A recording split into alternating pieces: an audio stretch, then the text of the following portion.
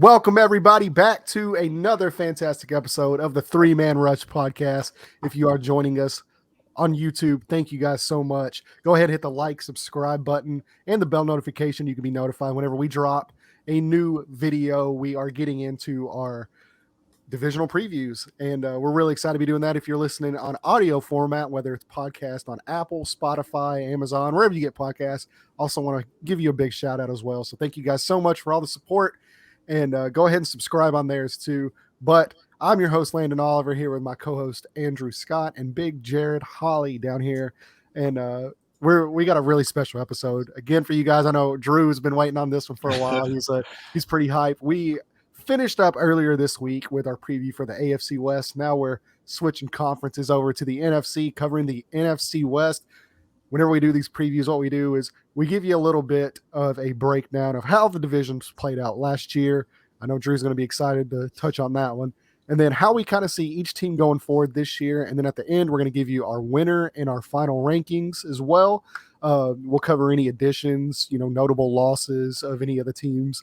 And yeah, I mean, it's going to be really fun, and we're going to be doing this for every single division leading up to the season preview. Training camp kicks off officially next week for a lot of teams, so we are right here at the precipice of football getting played. So only a few weeks away from preseason starting, only a few weeks away from the season kicking off here. I believe we are 7 from Sundays, 7 Sundays from this Sunday. Is opening Sunday, so we are right there, under 50 days until kickoff on that Thursday night. That's going to be a beautiful Thursday night game. Yeah. Oh my goodness, what a way to kick off the year! Almost as beautiful as those rings you guys got. Those are some pretty sick rings. Shit. Yeah, I was impressed.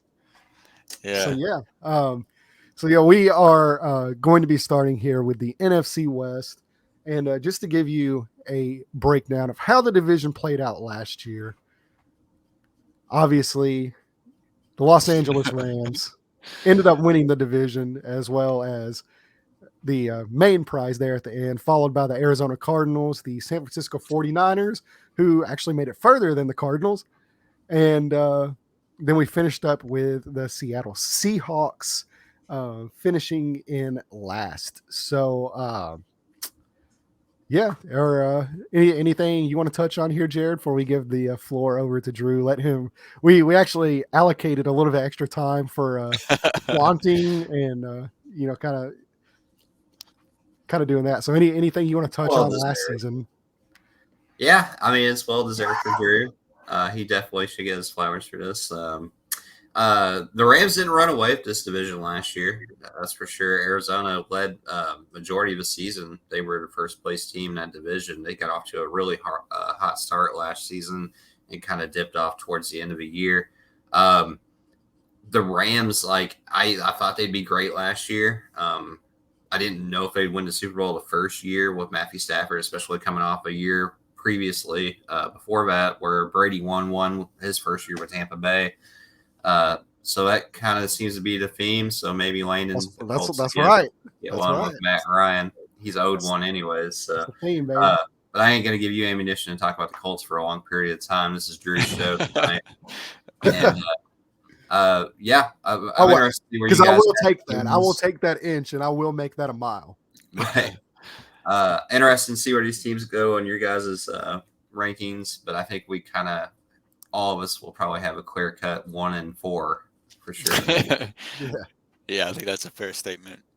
Yeah. All right. So Drew, go ahead. Talk your shit. Let us know.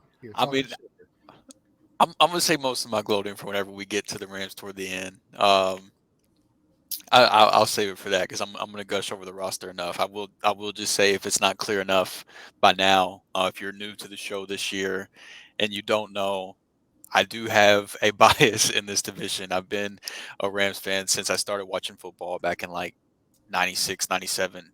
And it's been that way ever since. So I try to take my bias out of this as much as I can whenever we're just breaking down the teams and things like that. But I am biased. I picked, as soon as we traded for Stafford, I picked him to win the Super Bowl. I did it in our preview show. it felt like it was the best team that they had.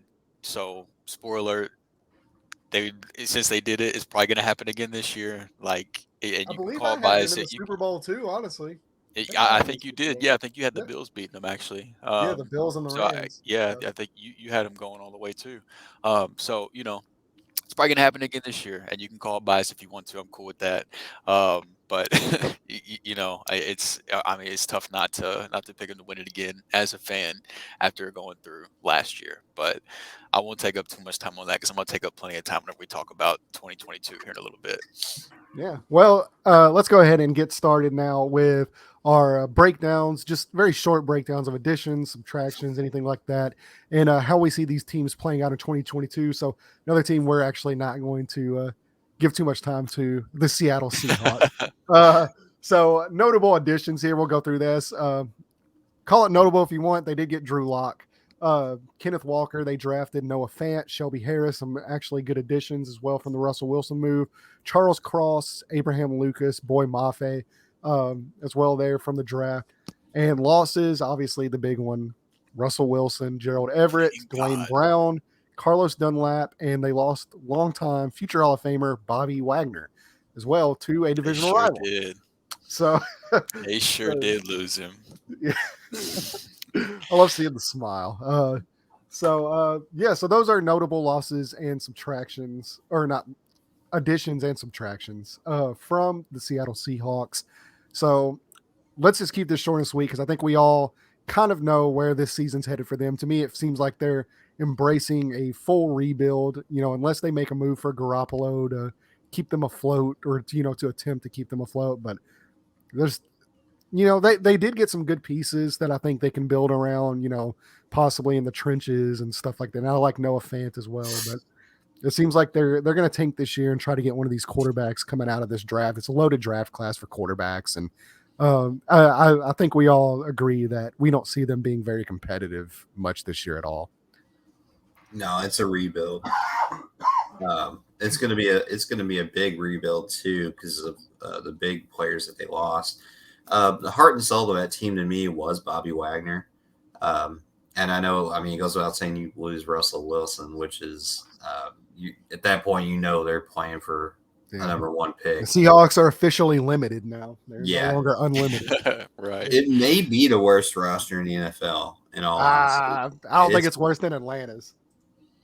Oh, yeah, forget. Yeah, it's pretty bad. Atlanta's roster's bad. Yeah, it's pretty bad, but it's definitely a rebuild. It's probably like you're probably not far off. It probably is like bottom 3 in the league. I would say at least like bottom 4 or 5 for sure. Yeah.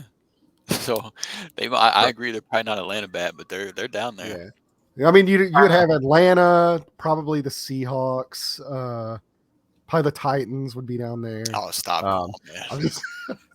I'm just messing. I'm messing. There's that bias coming through again. But yeah, so yeah, it seems like they are. Whether they're not, I don't know if Pete Carroll will like fully embrace a rebuild. I think they should, and honestly, they should probably move on from Pete Carroll as well. Yeah, because I mean, like, I don't think a guy that old, like, I don't think he's going to see you through a rebuild. And whether they want to call it a reload, like reload, rebuild, call a spade, I guess, if that's what you want to say. Like, come on, like you trade away Russell Wilson, you draft an offensive lineman, which I think is a good way to start a rebuild. Like, I think that's good, like you build inside out. Like, that's what I would like to do. But until you get that next quarterback, or until you get at least a quarterback that can keep you afloat in games, which we all agree, Drew Lock, probably not that guy. You're a rebuilding roster. That's just kind of what it is. Yeah, they're the one team that it stinks because it's in the division, but I don't know if the 49ers would even care at this point, but it seems like with Baker going to Carolina, they're the one team that they don't really have a quarterback that you at least want to give a chance. Like some of these quarterbacks we might not necessarily believe in, but they're the one team that really makes sense for Jimmy G, but I don't know if it'll happen with them being in the same division. I don't think Geno Smith played all that bad as well last year, honestly, but he's still Geno Smith. So. Yeah, he was okay, but you know he's not the answer either at this point. Right. He Like, may be the starter by week 2 or 3, though. I mean, Drew Lock's yeah, Drew he Lock. absolutely could be. Yeah, you never know. So, yeah, I think we all kind of know where the Seahawks are headed here, so we don't want to spend too much time on them. A team though that is very very intriguing from a standard roster standpoint as well as a quarterback standpoint now is the aforementioned Jimmy Garoppolo team, former team possibly here soon, and that is the San Francisco 49ers, who came in third, even though they did make it all the way to the NFC Championship game. That's a team that's, for whatever reason, they won't die. They're kind of like zombies. They don't go away. So how fitting that the two NFC champion teams come from this division, and so now we're looking here at the San Francisco 49ers here, and some key additions from the 49ers that were added here. I'm going to butcher this name. Charvarius, yeah. Yeah, Charvarius Ward, Drake Jackson, Ty Davis Price, and losses. They did lose Alex Mack, who did retire. That's a big loss there for the interior O line. Raheem Mostert, Laken Tomlinson, and I think that is pretty much it. So not a ton of like turnover, not a ton of like additions, but the big notable change is at the quarterback position, where now they have last year's number 3rd overall pick in the entire draft, Trey Lance, set to take the reins of that Kyle Shanahan offense. I know Drew is really excited to see that happen, so I'm going to give the floor to Mixed him. emotions. Yeah, so Drew, talk to us about Trey Lance. I know you're a big fan of him, as am I. How do you see this playing out here for the 49ers? Yeah, I think the Trey Lance Jimmy G thing is interesting. Like, people still, I think it's like a pretty much 100% chance that Trey Lance is the starter. Barring injury, he's the starter like every game this season. I don't, the whole Jimmy G still around thing that I've been seeing on the internet a little bit. I just don't think that's a thing. Like, they needed to wait for him to get healthy, but they've given him permission to seek a trade. Um, I don't think that they gave up too much in terms of where they took him in the draft and then what they gave up to get up to that point. He set out the year prior to being drafted. He set out last year. I just, like, you're not investing that much in a guy, letting him not play football for 3 years. I don't think there's any way. So that's number one to me. I could end up being wrong on that and look like a fool for taking such a strong stance in one direction or the other. But I just don't see how Trey doesn't see the field for every game as long as he's healthy this year. But I think the upside is out of this world with him. I really do. With Shanahan calling the plays, with the playmakers they have between Debo, Ayuk, Kittle, how good they are in the running game, and how often they dialed up run plays. The couple of starts that Trey Lance got last year, I just think it takes the offense to another level. It makes it so much more difficult to stop. And I believe in Trey Lance, the player. I think he has the talent to be a good quarterback, and he is extremely dynamic. So it's mixed of feelings because I don't want the 49ers to be good, but I think they're going to be a problem with Trey Lance, especially once he gets comfortable. It'll take him a little bit to get his feet under him because it has been a little bit since he's been out there playing on a consistent basis. But offensively, I just think it takes it to a whole nother level that Jimmy G really can't get to. Personally, that's how I feel about him. Yeah, and now they have officially, I don't know if you saw the reports, but they officially given Jimmy G and his agent permission to go out and seek a trade from another team. So that's another guy I want to talk on here. This is more a question now for Jared down there. So we look at Jimmy Garoppolo. We look at, kind of the stability he brought that organization. They were kind of in disarray after the whole Kaepernick thing. Like, he really brought stability, led them to a Super Bowl, another NFC championship game last year. So whenever you move on from a guy like that for a more talented version of him, what kind of goes into that, and where are some spots that you see a guy like Jimmy Garoppolo possibly landing? Because I feel like he's a lot more thought of in NFL circles than he is in like fan circles or fantasy circles, because he's not that big eye-popping guy. But everything I hear from NFL circles, and like, me, I'm much more closer to like the real life NFL type of stuff than I am with fantasy. But he's very, very, very well respected in NFL circles. So how do you go about moving on from a guy like that who is that respected and has brought you so much success as an organization? And then where are some places that you would like to see him land? Well, something I want to touch on real quick. San Francisco is this is not the first rodeo of a situation like this. Not too long ago, we had the Alex Smith, Colin Kaepernick debate, and we all thought Colin Kaepernick's upside was the route to go. I thought you were going Joe Montana and Steve Young here. Well, I mean, yes. I mean, you have that as well. Steve Young won a Super Bowl, though, so I mean, it still worked out in their favor. Yeah, so Joe Montana's Jimmy Garoppolo, right? In this scenario. So what I'm getting at here is, I mean, there's a lot of people that still believe Alex Smith was the right quarterback that should have been in there instead of Kaepernick. And now we have a similar situation with Garoppolo and Trey Lance. The fantasy community definitely wants Trey Lance in there. Definitely the upside with that. From an NFL perspective, I think Garoppolo is a winner, man. I think he's a good locker room guy. I think he motivates. You talk to different coaches and players; they love playing with the guy. Like he's very well reserved and well liked. The best landing spot for him is Cleveland, and I don't know if that will happen, but there's a chance that they have a good enough roster that they may feel like this Watson thing. Nothing's came down yet, but a lot of people are kicking around 8 games. If he was to somehow go there, play out a season.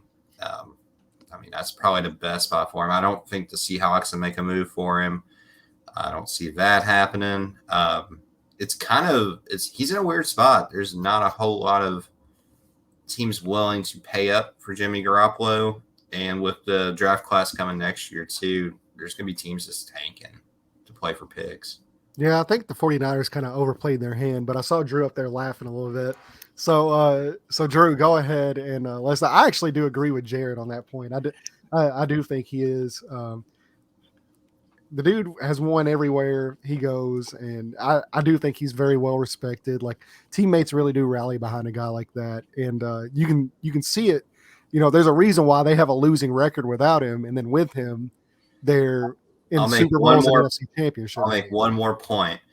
There's not a lot on Trey Lance as far as film either, even from a collegiate standpoint. So we don't know what we're going to get. Like I know there's so many people that are on Trey Lance right now, and I do think he has upside, but we don't know what that is yet. And it may be like something crazy where he's an elite quarterback 3-4 years from now, but there may be a chance too, but there's always opportunity. He could be a bust. I mean, it's definitely within the realm of possibilities. I wasn't laughing necessarily what Jared was saying. I agree with everything Jared said in terms of you're not a Garoppolo guy. I'm not, but I agree with everything you were saying in terms of like his what the league says about his leadership and how much his teammates like him and stuff like that. It was just like Jared rattled off every single buzzword that I felt like explained Garoppolo perfectly. Just back like Jim Coach Rat, speak. First Coach one in, speak, last Jared. one out. Just like it, like the coach's son. That's it's what just it is. At the end of the day, I think whenever Jimmy Garoppolo is your quarterback, your ceiling is capped as a team. And I think we've seen the very best of what Jimmy Garoppolo could possibly do. He's not going to find a better situation than the weapons he had, the play caller he has, everything that he had in San Francisco. That is as good as you're going to get in terms of situations. I think we've seen the ceiling already, and that's losing in the Super Bowl. It's kind of similar with what Goff was able to do prior to getting traded from the Rams. That like he was good enough to where if the team was good enough and the play callers are good enough, you can get there, but you're not going to win it. And and like you said, Trey Lance, he could be a complete bust, or he could be the guy that's so good that he gets you over that hump. So I think it's intriguing, and I think that. That's how I feel about Jimmy G. So it's not that I agree with everything in terms of like who he is as a leader and like him being a favorite of his teammates and things like that. Like I've heard all that same stuff and I agree, but it's just when it comes down to getting down out there on the field, I just think there's a cap on the ceiling with Jimmy G. Yeah, no risk it, no biscuit. So look.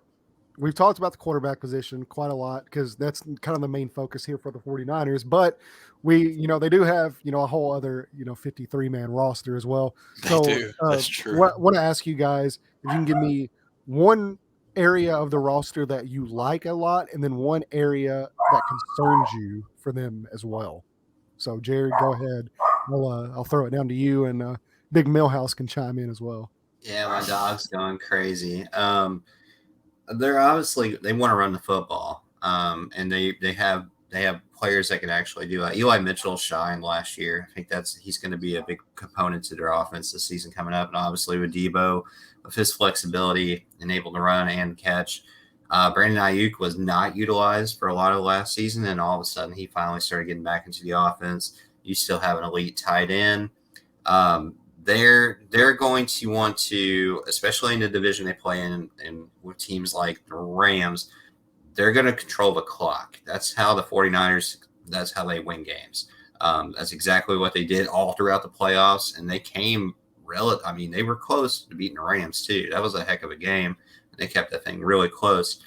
And with Trey Lance, as long as there's no turnovers, and he's able to use his legs to stretch the field too, that's where I do feel like he has an advantage over Garoppolo too. Is I do believe he's more versatile than Jimmy G, but they're going to run the football a lot this season.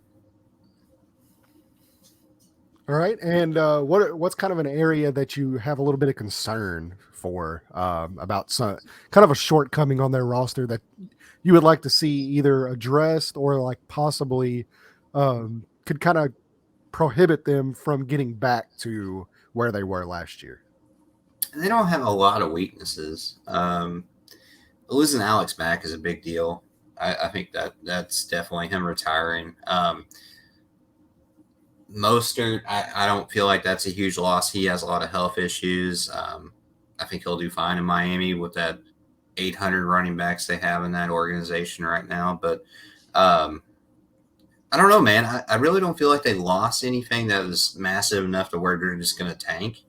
I can't think of too many glaring weaknesses. Maybe you guys have a better answer for that one. Yeah, to me, I think it's more like I do have some questions on their secondary, like more specifically their cornerback room. I don't think they did a good enough job of addressing that, where it was kind of a little bit of an issue last year, and it did kind of rear its head. Whenever they needed a stop there in that NFC Championship game, Cooper Kupp kind of just got loose and tore them up. Well, Cooper Kupp tore up a lot. Well, yeah, no, but I'm just saying, like, I mean, it's I don't think that they addressed that quite as hard as I would have liked to see them address it. No, it was basically just Javarius Ward, right? Pretty much the only secondary guy they brought in. Yeah. So Drew, kind of the same question. What's an area that you like about the team, and then what's kind of an area that you're not really that high on that you would like to see either them try to improve still with the off season, or you kind of think it's going to hinder them a little bit? Yeah, I mean, for me, the easy answer, I guess, for what I like is the linebacker room between. I mean, Dre Greenlaw is fine, but obviously, Fred Warner is incredible. So I think that, and then Fred Warner and George Kittle, and I've talked enough about Trey Lance, but those three guys are the three guys that really like the two, like those are the three guys that I look forward to least having to watch the Rams play twice a year, I guess is how I should put it. I'm projecting with Trey Lance, but the other two guys, and then Trent Williams. But the offensive line is a little bit of a outside of Trent Williams, I guess the offensive line is a little concerning this year for the first time in a little bit. I mean, they lost Alex Mack to retirement, like Jared brought up, and then they lost Laken Tomlinson to the Jets in free agency as well. So, we'll see where it goes there. And then you mentioned the secondary. I think that's the biggest question mark for me on the defense, and probably my biggest concern about this team is just the secondary as a whole, both the corners and the safeties. I think their front seven is really good, and they're going to have to be really good to cover up some of the weaknesses in the secondary, in my opinion. All right, so now let's move on to our third team here, and that is going to be the team that finished second in the division and was once again kind of a one and done. It seems like this team always starts out really, really hot and then fade as the season goes on. So I'd be curious to see if that's going to be the MO for 2022, but they did just sign their quarterback to a huge extension, and that is the Arizona Cardinals now paying massive, massive money to Kyler Murray, getting him secured for at least the next 5 years. So some of their notable additions, they did make the trade for Hollywood Brown, giving up the first round pick there for him, reuniting him with Kyler Murray, his college quarterback. Then you also have Will Hernandez, Trey McBride, Darrell Williams, but they did end up losing some pretty big name guys in Chase Edmonds, Jordan Hicks, Chandler Jones is a big loss, obviously. Yeah, Christian Kirk, the top 5 paid wide receiver in the league, and Max Garcia. Now leaving the Arizona Cardinals, so it seems like while they did have some decent additions there, it does seem like their losses might hurt them a little bit more. So how do you see with first I do want to touch on the deal for Kyler Murray. Is that a guy that you see as like the no questioned, like because to me, like I'm not a huge guy on Kyler Murray. Like I just haven't seen enough from him. Like when the games get tough, like I haven't seen enough winning plays from a guy like that to like make him the second highest paid quarterback in all of football. And like I get, like if you've got a young quarterback, you want to try to keep them around, you want to try to build a team around them. But now this prohibits you from building a team around a guy like that because he is commanding so much money. And now he's not on that rookie deal. You basically just have this year before that new deal kicks in, and it severely handicaps your ability to put a team around a guy like that. And I just don't know if I believe he's a guy that can raise the play of other guys around him because I haven't seen it yet personally. So how do you guys feel about that contract? Do you think it's a good move? Like, or, do you agree with it? Or would you possibly like just say, look, if you're wanting that much money, like if I like to me, like, and I would probably get shit on for this, but like, to me, it's like if I have a quarterback wanting that much money and that much of a high percentage of my cap space, I'd say, look, like it's been a joy having you. You can go find your money elsewhere. We're just going to tank. I'm going to try to hit this reset button because I'm like, I haven't seen enough from you to warrant that kind of a contract to where it severely like inhibits my ability to put a team around you. Like where you have like guys like Tom Brady that, has always taken less, has always been more successful, because of that reason. And a lot of guys don't have Giselle Bundchen bringing in millions of dollars as well, which I know plays a role in that. But at the same time, that's kind of reserved for guys, like Patrick Mahomes, Aaron Rodgers, like guys who are consistently raising the level. And it seems like the Cardinals just kind of like start off hot and then they just slowly go like this. So kind of interested to hear your guys' points on that. If you agree with my take or you have your own take or you think I'm an idiot, which I'm sure a lot of you do listening to this, but hey, like it is what it is. So the market, the move makes sense. I mean, to me, like I think Kyler Murray is he's an elite quarterback. I do feel like you have to pay for talent. The quarterback position is so important too, man. Like you're looking at, look at Seattle, prime example. They lose Russell Wilson. They're in rebuild mode. That's going to be a bad franchise for a while. Does Kyler win you a Super Bowl? Maybe not. Does he make you a playoff team? More often than not, they have a chance to be a playoff team. I do have reserves on this team for multiple reasons. Chandler Jones being gone is a huge deal to me. And then also paying someone like Kyler Murray with his injury history, I think that's also going to prohibit him from running the ball, which is one of his stronger suits as well. I think they're going to be more cautious with him. And to me, he's a player you unleash and let him, with raw talent, let him just be the quarterback that he is. So those are two areas that I'm really, really cautious on Arizona this season. I think Chase Edmonds is a great player, and Christian Kirk too, for that matter. I don't feel like there's significant losses. I think James Conner is going to be run a lot, and I think Hollywood Brown's. I think it is an upgrade from Christian Kirk. Yeah. So my worries are Chandler Jones and basically Kyler Murray not being as a running quarterback / dual threat quarterback, more or less.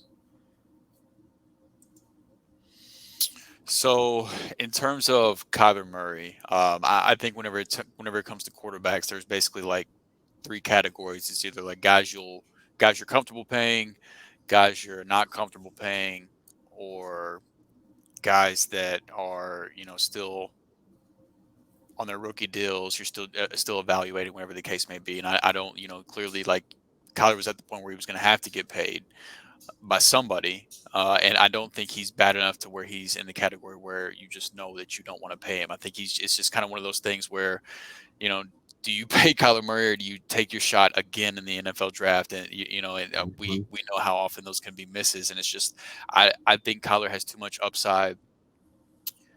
And I don't think he's bad enough to the point to where you just move on and you let somebody else pay him. I think Arizona did the right thing in paying him, and they paid what they had to, with the market and things to be able to keep him. And honestly, to me, I think the real problem is the head coach. I'm not a Cliff Kingsbury believer. I think if the right person was there, I think that the team as a whole would be better off for it. Like, you talk about the Cardinals starting fast and ending slow. That's a trend for Cliff going back to college. Like, this isn't anything new for him. True. And it's like, so I don't put as much of that on. Like, granted, Kyler plays worse in the second half than the first half, but again, I think that's more correlated to coaching. And the coaches are supposed to be you would want Kyler to maybe be able to overcome some of that, but you're relying on your head coach to make the adjustments and to put you in a position to succeed and to be able to adjust with the league whenever the league adjusts to you. And I just don't feel like Cliff does that. And so Kyler's out there basically, being asked to do it on his own because the coaching staff isn't putting him in a position to succeed in the second half. That's purely my opinion on it, but that's kind of what I've taken away watching the games in the past, is that I just don't think Cliff is the guy. I really don't. I could end up being wrong on that. He was. No, I agree with that. And like, I'm not necessarily saying like I think Kyler Murray's a bad player or I don't agree with paying him. I do agree with paying him. It just really depends on like how much, because I think if you look at the history, it's almost impossible to win a Super Bowl with a quarterback making more than 20% of your total salary cap. I mean, it's literally like historically, I get that hasn't been done. So when a guy like, to me, that hasn't proven enough wants that kind of a deal, that's just kind of where I have hesitation. I'm not saying I get it, man, but it's like, I'm not saying it's a bad. Have to pay him though. Like, if you know that you want to keep him and you don't want to go back down the well of trying to draft another quarterback, that's the market. Like, that's what you have to do, So, but I agree with your point. It's just, that's the NFL world we're living in now. You also I think it's a bad recipe for success, and I actually think and like, it's for a multitude of reasons, but I think this team does take a step back this year. I agree. I don't think they're a very good roster. Well, it's on top of paying Kyler and losing Chandler Jones, they also play they finished second in this division, so they're playing a second place schedule. Like, they've got a pretty tough schedule this year too. On top of that, so I mean, it's going to be tough for them. I mean, I'm hoping, if there's Cardinals fans listening to this, like, it's not like I don't like, your quarterback, I don't like your team, like all that. There's still stuff to like. Yeah, like I could Kyler's be nice. we could be looking back on this, and you could be getting back on here and being like, this guy is an idiot. Yeah, which I mean is entirely possible. James Conner's going to have another good year. Whenever Hopkins gets back, they got a nice receiver room between Hollywood, Hopkins. We'll see if Rondale Moore can take another step forward with, Chase Evans being out the door. Some of the work that went to him in the past, you could see some stuff like that possibly going to Rondale and him just having a more featured role. I know they brought AJ Green back, but I mean, at the point that AJ's in, why not see what you've got in Rondale? And again, that goes back to Cliff. Like, I was so excited for Rondale Moore during draft season whenever he was getting drafted. And then I was kind of bummed whenever he went to Arizona, because I think I texted Landon immediately. He was like, man, I have no faith that Cliff is going to use this guy the right way. Yeah. My views on Rondale Moore. Too. I mean, they got a talented tight end. Zach Ertz got traded there and immediately made an impact. Like, immediately just had chemistry with Kyler. So, like, now that they've had a full offseason together and they paid, I'm actually kind of intrigued to see, like, they've drafted a lot of like positionless defensive players, like guys that are like hybrids, and stuff.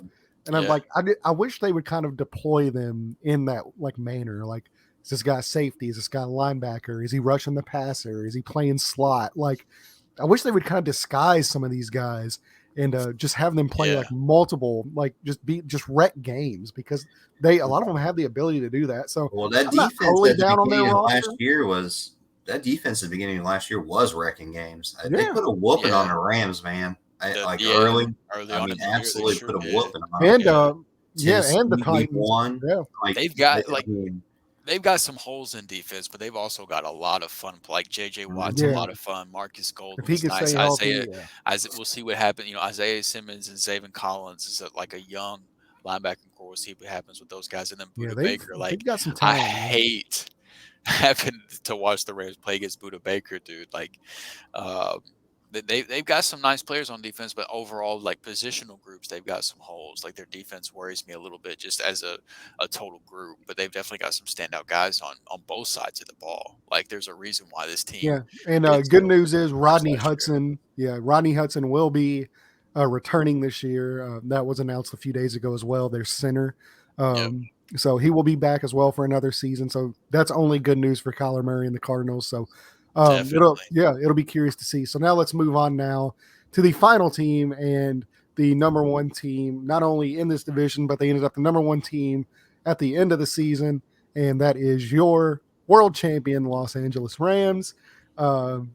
Finally, super excited to see Matt Stafford get a ring and some notable additions. Obviously, there are the big additions here of let's see here, trying to find it where we have it located at, and that is Bobby Wagner. Yeah, I know. I was gonna say I'm sure you could, because it's kind of getting lost here in this whole thing. But yeah, go ahead, Drew. Just go ahead and take this one. So I mean, they brought the big one. Obviously, is they brought the big two. I guess is they brought in Bobby Wagner and they brought in Allen Robinson. Those are kind of the big two names, obviously, that they brought in this year. So and it's kind of cool with Bobby Wagner. It's like I a get it right type of thing for Les Snead, because he's kind of the one that got away in the NFL draft process the year he got drafted. They were on the clock and could have taken him and thought. I think the thing that I remember reading is that they thought he would get back around. He was a guy they were really high on, and ended up getting taken shortly after. And that's like Les Snead said in an interview that he has a rule now called the Bobby Wagner rule, where if there's a guy they're just really high on, like regardless, they just take him. Depending on like where they should be drafted and things like that, be damned if you believe in a guy, just take him. So it's kind of cool to see it come full circle and Bobby Wagner come over to LA. That's something that I've like having to watch the Rams play against Bobby Wagner twice a year, every year for however long now, has been a nightmare. The dude's such a good player, and it's a position that, way back in the day, the Rams had James Laurinaitis and things like that, and they've had some decent linebackers, but it's been a while they've had a difference maker like this at the position. Like Corey Littleton played linebacker well for the Rams, got paid well by the Raiders, and then really kind of disappeared, like he wasn't anywhere near this level. So it's something that the Rams haven't had in a while. But yeah, so those are, those are the two big additions. And Allen Robinson, I don't want this to sound like bias, because like I've loved Allen Robinson for a while, so I'm personally excited for this. I know people weren't happy with the year he had in Chicago last year, but I think a lot of that really is just the coaching staff that is no longer there in terms of Matt Nagy and those guys. Like I think that was the biggest problem. I don't think Allen Robinson is washed or cooked or anything like that. Like I think that he's a great fit next to Cooper Kupp, and I think he's going to be very productive in the red zone, similar to how OBJ was used. So like the two additions they made, I'm extremely excited about personally. Agreed. I'm happy for Allen Robinson more than anyone else. Like this guy deserves a quarterback. He's had rough going with that all his career. Yeah, he hasn't had a good quarterback, like literally going back his entire career as far as you can go back. It's crazy. Yeah, to be fair though, he has kind of chased the money over the quarterback, because it was down to between Chicago and Green Bay, and he could have played with Aaron Rodgers, and he did choose Chicago. So he didn't mess it up this time though, so It's all good. Yeah. But I mean, they did have some key losses too, though. I covered the big additions. I mean, and I didn't mention they did bring Troy Hill back on a draft day trade with Cleveland, and Troy Hill played really good ball before him and John Johnson both left in the same free agency class and went to Cleveland. Before going to Cleveland, Troy Hill played some really good ball for LA. So I think that's kind of um, an underrated addition in the secondary because they did lose Darius Williams, who was their cornerback too last year. They did lose him to Jacksonville. Um, they paid the Jax tax. They brought him down. Shout out to the fantasy footballers, by the way. I heard them say that first, and like having to get guys to come play in Jacksonville, you got to play the Jax tax. I thought that was kind of funny, but so they lost Darius Williams, and Troy Hill was a nice addition to try to I guess to mitigate some of that. But they lost Robert Woods, Sony Michel, Andrew Whitworth retired, Austin Corbett, Sebastian Joseph Day, Von Miller, and then OBJ as well for now, at least. I still believe in my heart that he'll be back. I think he's going to re-sign with the Rams personally eventually. But so I mean they did have some additions too. So I don't want to just even though I've got some bias and I only want to talk about the good. I don't want to just talk about Right. the people they brought in. They did have some significant losses too. So Right. And so speaking of, that along that kind of line, so what do you think is the biggest hindrance in them repeating this year as Super Bowl champions? What do you think is something that could possibly hold them back from, going back to back? go ahead.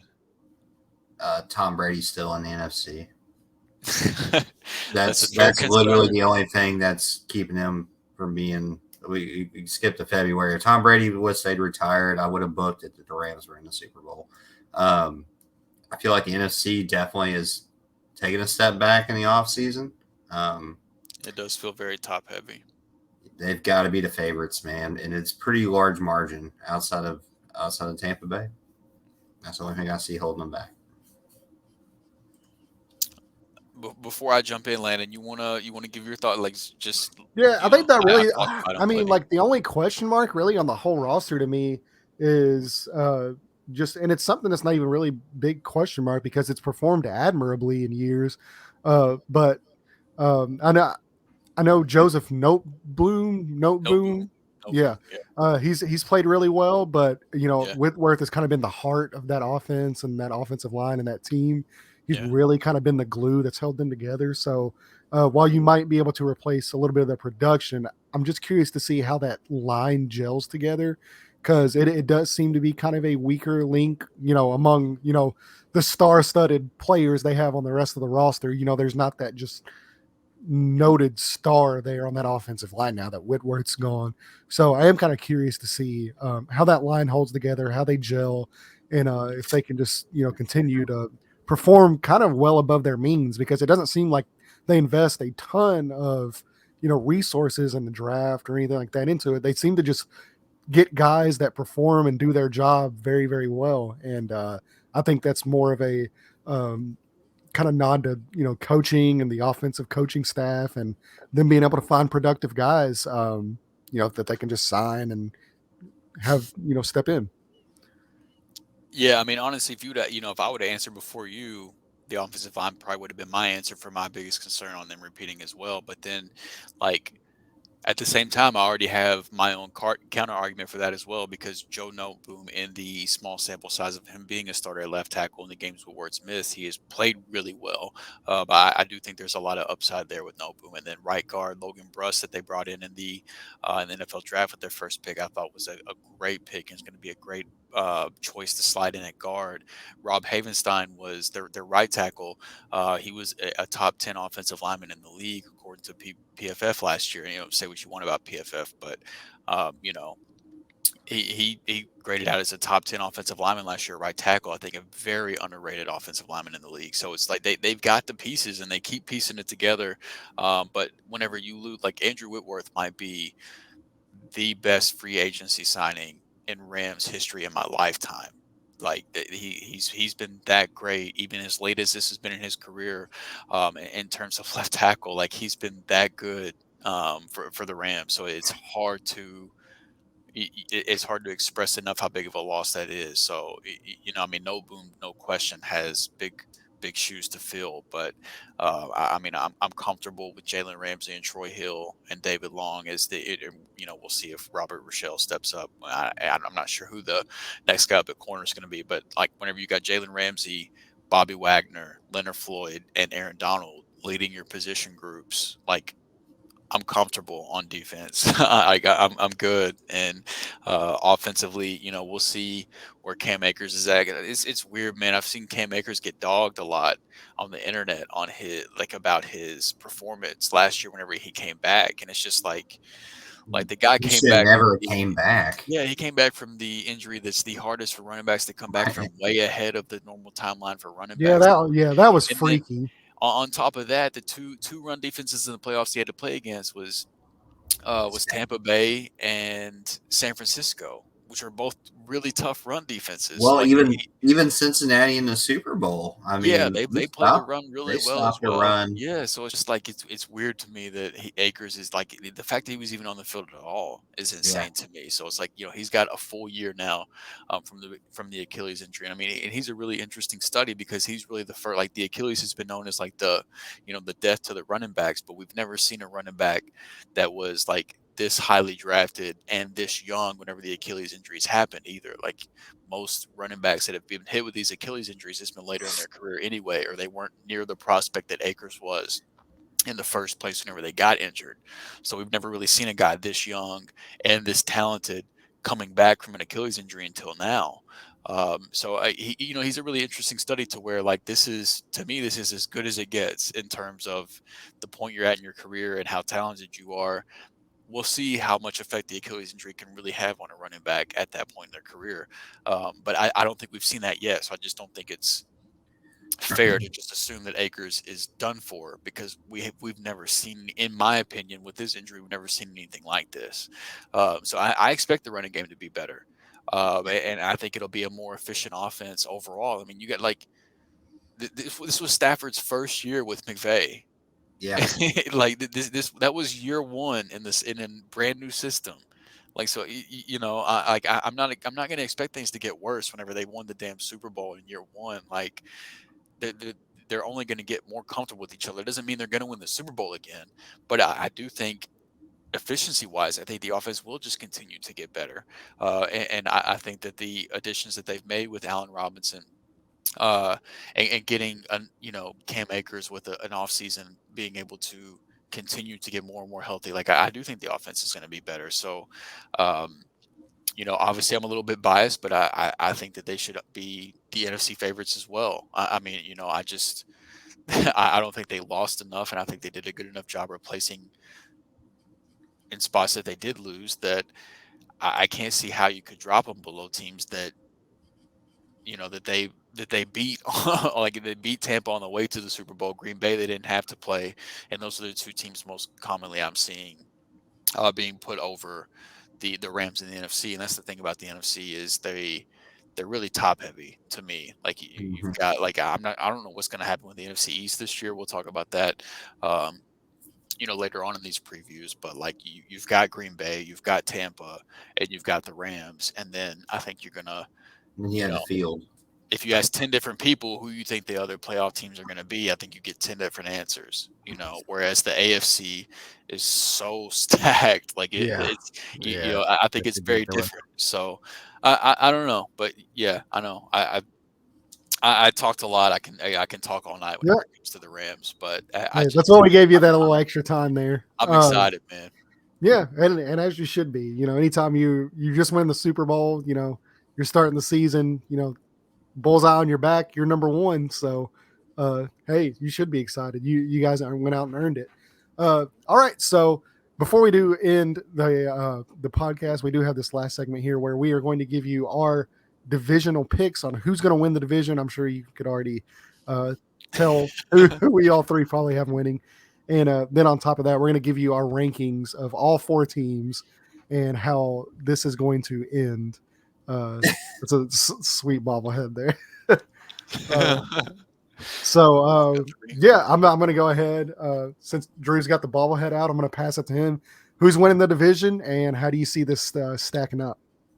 The Los Angeles Rams are winning the division. They're going to handle that. So I got the Rams winning the division. Obviously, I mean, I don't think that would be much of a mystery at this point. But I've got the 49ers finishing at 2, the Cardinals finishing at 3, and again, predictably, I've got the Seattle Seahawks finishing at 4th. We'll see as we work our way through the divisions, but honestly, it wouldn't surprise me similar to last year if this division produced 3 playoff teams again. Like I know I've got the Cardinals finishing 3rd, but I'm not going to be shocked at all once we get through this whole process if I end up having them make the playoffs too. Like I think there's a good shot 3 teams make it again.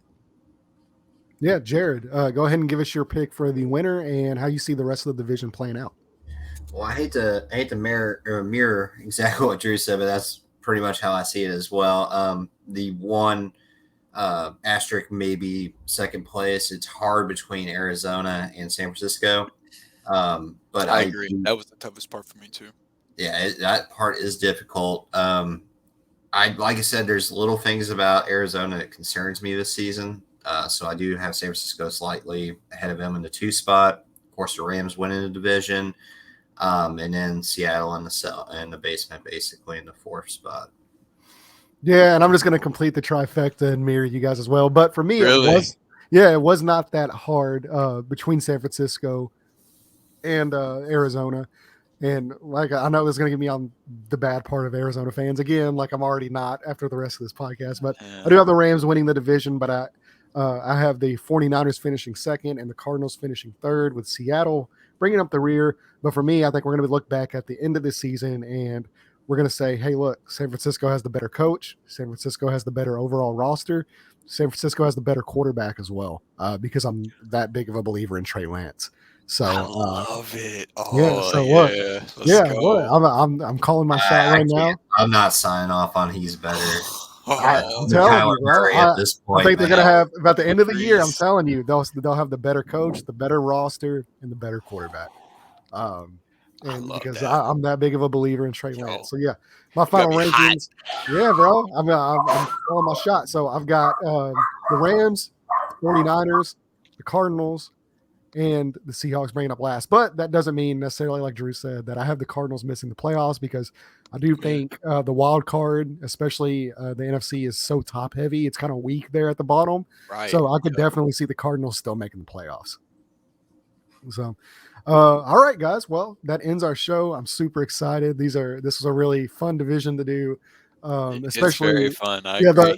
Both West divisions are always a real treat as well, just because all the teams are generally so well ran. The Wild West, man. Yeah, it's crazy out on both sides. So I'm excited. Next week we're going to be doing our AFC and NFC East picks. So we're going from East to West or West to East, best to worst. Yeah, so we're going to go ahead and knock that out. We got the fun one out of the way. We're going to be doing this one, and which I actually think the NFC East is it's going to be a little interesting to talk about for sure. Yeah, I'm excited. I agree. I'm really that's one that. And I can't wait to get to the standings portion of that one. I can't wait to see how we have that division shaken out, because you can put it so many different ways, man. Like you can paint pictures for every team in that division. I'm glad to have some days off to think that one over. Yeah, like even well, that's going to be later on in the week. We are kicking it off with the AFC East. So can we just stop and just do it right? Like I'm ready, man. God, I'm ready for football. Shit. I know, dude. We're right there around the corner. The good news is training camp starts next week as well. So this is generally when you'll start hearing some actual news about guys that are outperforming draft status, or guys that are showing out in training camp. Unfortunately, injuries are a part of that as well. So unfortunately, we will probably lose some guys. We'll be here to report on that as well. But yeah, super excited to start the AFC East early next week, ending with the NFC East at the end of the week. So get prepared for our next show, AFC East. Like I said at the beginning of the show, if you are watching on YouTube, thank you guys so much. Go ahead, subscribe, hit the bell notification. You can be notified whenever we do drop those videos. And if you're listening in podcasts, whether on Apple, Spotify, Amazon, anywhere you find podcasts, thank you guys so much. Go ahead and subscribe there as well. And you can find us on Twitter at 3Man Rush Podcast, as well as all 3 of our Twitter handles, where we will be, discussing sports, baseball, basketball. You know, the Juan Soto to the Cardinals move hopefully will be popping off here Come soon. on, baby. So, and then also we've been having a really, really, really fun time in the Discord chat we have for the show. Yeah. It's been super fun lately.